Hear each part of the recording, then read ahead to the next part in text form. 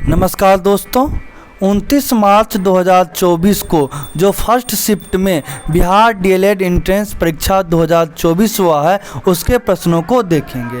पहला प्रश्न है, आंसू में क्या पाया जाता है। प्रश्न ये था कि आंसू में कौन सा एंजाइम पाया जाता है। तो आंसू में लाइसोजाइम पाया जाता है, ध्यान रखिएगा। साथ ही साथ आंसू में पाए जाने वाले अन्य तत्व को भी थोड़ा ध्यान दे दें। आंसू में पानी, mucin, lipid, lactoferrin, lipocalin, lacritin, immunoglobulin, glucose, urea, sodium, potassium होते हैं। ठीक है, और भी आप कॉम्पिटिटिव एग्जाम क्या पूछ सकता है कि सोडियम में कौन तत्व पाया जाता है। तो सोडियम और पोटासियम, ये इंपॉर्टेंट क्वेश्चन है, ध्यान रखिएगा। अगला प्रश्न है कि एमीटर से क्या मापते हैं। मीटर से क्या मापते हैं। तो विद्युत धारा मापन में विद्युत धारा को दोस्त एमीटर से मापते हैं। आपसे यही पूछ सकता है कि विद्युत धारा का एसआई मात्रक क्या है। तो विद्युत धारा का एसआई मात्रक एम्पियर है, ध्यान में रखिएगा। अगर आपसे पूछ दे कि वोल्ट मीटर से किसको मापते हैं। वोल्ट मीटर से विभवांतर को मापते हैं। विभवांतर, वोल्ट मीटर से विभवांतर को मापते हैं। चुनाव कौन कराता। तो भारतीय निर्वाचन आयोग चुनाव करवाता है। भारतीय निर्वाचन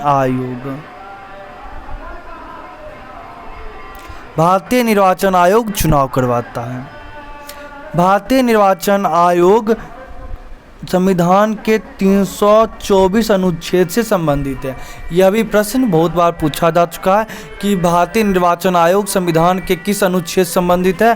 तो अनुच्छेद 324 ध्यान में रखेंगे। अगला प्रश्न है कि परीक्षा का संधि विच्छेद क्या होगा। परीक्षा का संधि विच्छेद होगा दोस्तों परिजोड़ इच्छा, ध्यान रखिएगा। परीक्षा का संधि विच्छेद होगा परिजोड़ इच्छा। अगला प्रश्न है कि मोहन के परिवार में 3 पुत्रियां हैं और 3 पुत्री के एक भाई थे। तो परिवार में कुल पुरुष सदस्यों की संख्या। ये क्वेश्चन अच्छा है, थोड़ा कॉमन सेंस लगाना है। कह रहा है मोहन के परिवार में 3 पुत्रियां हैं और 3 पुत्री के एक भाई थे। तो मोहन इसमें पिता है और उसकी 3 पुत्रियां हैं। 3 पुत्रियां हैं। अब उन तीनों पुत्री के एक भाई थे। जो ही तीनों पुत्री के एक भाई होगा, अगर मान चलेगा 2 भाई होता तो तीनों को किसी भी इस लड़की में से एक से पूछता तुम कितना भाई है, तो सब वो बोलती 2। दूसरा भी लड़की से पूछा जाता तो भी बोलती 2। लेकिन यहाँ पे तीनों पुत्र के एक भाई है, यानी एक ही भाई है। अब किसी भी बहन को वो तो एक ही भाई होगा, तो इस कारण से एक मोहन हो गया, एक भाई। तो एक लड़का यहाँ पे हो गया, एक यहाँ पे, तो 2 पुरुष हो गया। 2 पुरुष हो गया। तो मोहन के परिवार में कुल 2 पुरुष हो गया। अगला प्रश्न है कि 2 लड़का और 2 लड़की को लेकर पंक्ति बनाना है, लेकिन 2 लड़की एक साथ नहीं होनी चाहिए। तो कुल कितनी पंक्ति बन सकते हैं। सिंपल कॉमन सेंस, ये रीजनिंग का भी क्वेश्चन में आ गया। A B C D, आप मान लीजिए कि AB 2 लड़की है, CD 2 लड़का है। तो अब कह रहा है चारों को लेकर पंक्ति बनाना है, लेकिन 2 लड़की एक साथ नहीं होना चाहिए। तो कुल कितना पंक्ति बनेगा। तो देखिए, अगर आप कहिएगा कि ऐसे पंक्ति बनाएंगे A B C D, देखिए 2 लड़की साथ में आ गए, तो नहीं, ये ऑप्शन तो खत्म हो गया। तो अब सही ऑप्शन को आप गिनाते हैं। A रख दिए यहाँ पे, आप B रख दीजिए, कोई दिक्कत नहीं। अब यहाँ पे देखिए आप C रख दिए, D रख दिए। तो अब आपका एक पंक्ति बना, एक पंक्ति बन गया। अब आप क्या कीजिए कि D वाले लड़का को यहाँ पर रख दीजिए, C को यहाँ पे रख दीजिए, दूसरा पंक्ति बन गया,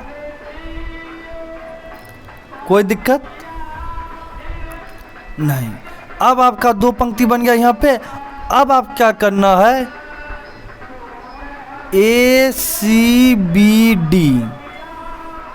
ACBD और अगर इसको एक बार और एक्सचेंज कीजिएगा तो एक और पंक्ति बन जाएगा। टोटल दोस्तों 4 पंक्ति बनेगा। कितना पंक्ति बनेगा? 4 पंक्ति बनेगा। अगला प्रश्न है दोस्तों, परमाणु क्रमांक 28 वाले तत्व का इलेक्ट्रॉनिक विन्यास क्या होगा? तो पहले यह बताइए कि परमाणु क्रमांक 28 वाले तत्व का क्या नाम है? तो निकेल। क्या नाम है? Nickel Ni। ध्यान रखिएगा। अब देखिए, जब भी आपको परमाणु क्रमांक पूछा जाए, इलेक्ट्रॉनिक कॉन्फ़िगरेशन पूछा जाए, तो इसका एक याद रखने का सिंपल ट्रिक बताते हैं।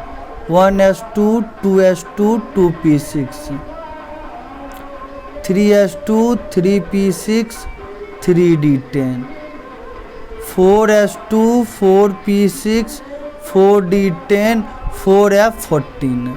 अब यहाँ पे क्या करते हैं, यहाँ से देखिए शुरू किए 1s, उसके बाद देखिए यहाँ पे गए 2s 2p6, उसके बाद 3s2 आएगा, फिर यहाँ 3p6 4s2, अब यहाँ से 3d10 4p6, ऐसे करके दोस्तों आएगा आपका कहानी। तो अब यहाँ से आपने क्या जानना कि सबसे पहले 1s2 आएगा, उसके बाद 2s2 आएगा, उसके बाद 2p6 3s2, उसके बाद 3p6, उसके बाद 4s2, उसके बाद 3d10, उसके बाद आगे चलते जाएगा। चलिए इसको लिख लेते हैं। 1s2 पहला परमाणु कक्षा हो गया, 2s2 2p6 दूसरा परमाणु कक्षा, फिर आपका दोस्तों आ जाएगा 3s2 3p6, यहाँ पे 2 इलेक्ट्रॉन, 2 6 2 8 इलेक्ट्रॉन, 2 इलेक्ट्रॉन, दूसरा कक्षा में 8 इलेक्ट्रॉन, तीसरा में देखिए 3s2 3p6, यहाँ पे 8 इलेक्ट्रॉन हो गया। उसके बाद देखिए ऊर्जा स्तर अधिक होने के कारण 3d बाद में आएगा, 4s2 पहले आता है, उसके बाद 3d10 आता है। तो आपका 28 है, 2 यहाँ पे आ गया, 8 10 10 8 18 18 2 20, यानी आपका पहला कक्षा में इलेक्ट्रॉन हो गया 2, दूसरा कक्षा में 8 हो गया। अब देखिए यहाँ पे 3s2 3p6, तो पहले देखिए यहाँ पे 6 2 8 और यहाँ पे 2 पहले ही दे दिए, तो आपको 3d में कितना इलेक्ट्रॉन बढ़ेगा? 8 बढ़िएगा। तो 6 2 8 8 8 16, उसके बाद 2 इलेक्ट्रॉन बच गया। तो इस तरह से इलेक्ट्रॉन कॉन्फ़िगरेशन हुआ। आप गिनिए 8 2 10 16 2 18 18 10 28। तो इस तरह का भी आपको ऑप्शन में दिया होगा, नहीं तो आप इस तरह से भी कर सकते हैं। एक आपको दिया होगा आर्गन करके ऑप्शन, उसके बाद आपको 4s2 दे दिया और उसके बाद 3d10 दिए, सॉरी 3d8 दिया होगा। तो आर्गन का 18 18 2 20 8 28, इस तरह का आंसर होगा। अगला प्रश्न है कि 2 7 9 10 12 10 का माद क्या होगा? तो हमने माद, मादिका और बहुलक आपको बताए हुए थे कि सिंपल इजी क्वेश्चन है। माद जो ही पूछेगा क्या करना है? सबको जोड़ देना है, जितना उसे भाग दे देना है। तो 7 2 9 9 18 18 12 30 30 20 50, कितना संख्या है? 1 2 3 4 5 6, 50 भाग 6 कीजिएगा, जो आएगा वही आंसर होगा। आप हमको कमेंट करके बताइए क्या कि इसका बहुलक क्या होगा। इसका बहुलक आपको दोस्तों कमेंट करके बताना है कि इसका बहुलक क्या होगा। ठीक, तो आज के लिए इतना ही, धन्यवाद।